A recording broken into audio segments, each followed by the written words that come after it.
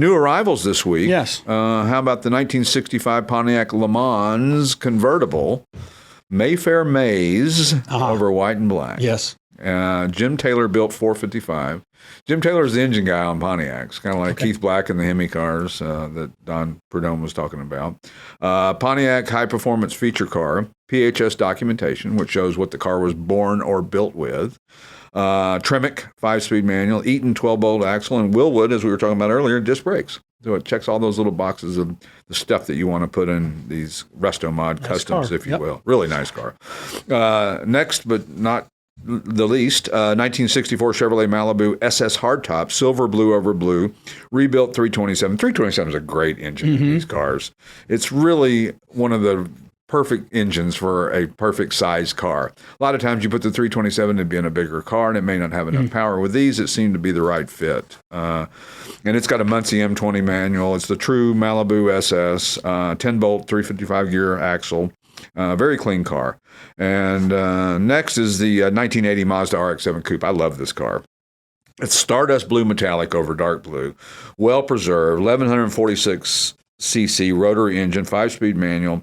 Great first generation RX-7. Yeah. I mean, this car, there's just something about this car that makes me smile when I see it. It's just really a neat car. And you don't see too many for sale, especially in this condition. It's very nice. You really don't. And I don't know if that's because people kind of hoarded them or if they used them up. They just used them up. They drove them until they were undrivable. They were everywhere. They were also over the road. They were everywhere. I mean, all over the road. They were on the road. Weaving all over the road, were they? Next is the 1969 Ford Ranchero 500 Rio Grande. Yes. Calypso coral over black, 50,000 actual miles, one of 819 built. I learned a lot about that model doing the research on that. Long-term ownership, 351 cubic inch V8, FMX 3-speed automatic, and it's got a Marty report. So it tells you, again, what it was born with, how many of them that were made like that, like the one of 819 built. It's a very uncommon spec. And speaking of Dusters, as we spoke earlier about Tom McEwen's Duster, the 1971 Plymouth Duster 340, bright blue metallic over black and gray, 424 cubic inch Barton built, R-block, stroker V8. That sounds like a lot of power. I love it. And I've always liked the tail lights on those cars. Yeah. Dyno proven 585 horsepower. Wow.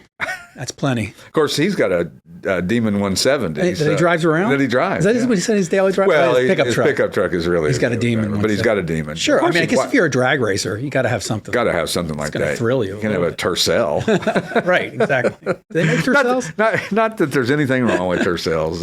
Tercel fan club. Don't get on. I don't think they make them anymore. I don't believe they do. But, there could be a fan club of Tercel. I'm sure there's a Tercel club out there on Facebook. So this thing is really a true Duster, but it's been, highly modified into a, drag racing car, if you will. And last but not least, the 2014 Mercedes-Benz G63 AMG G-Wagon, obsidian black metallic over Designo black and titanium gray pearl, 55,000 actual miles, one owner G-Wagon, 5.5 liter, 535 horsepower, twin turbo V8.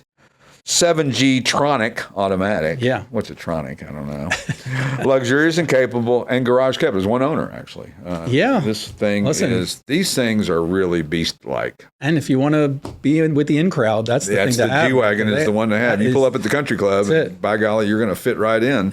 And you're not going to pay nearly as much as they stickered for. I think I said quarter, but I think it's about a third of what they sticker for now. Yeah, absolutely. So again, on the auction, if you haven't registered to bid, go onto our website, classicautomall.com, and you can get registered to bid if you haven't done so already.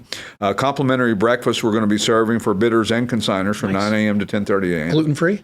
Gluten-free, GF, the old GF thing. Yeah. I'm just kidding. And if you buy something, it's an 8% buyer's premium with no minimum. So it's not a $500 minimum like most places do, because there'll be stuff that will sell for less than $500. Sure.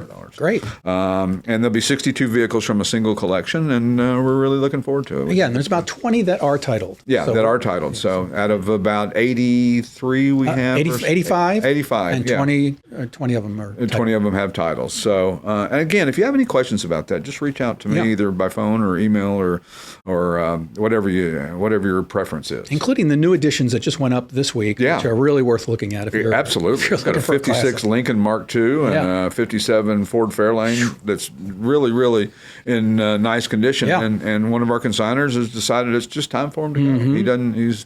He's ready for him to go. He's ready to move on to his next chapter and go buy something else with the money. So. Elvis fans, take note. This 56 is very similar to what Elvis had as one of his first cars. The Classic Auto Mall Show with their host, Stuart Howden.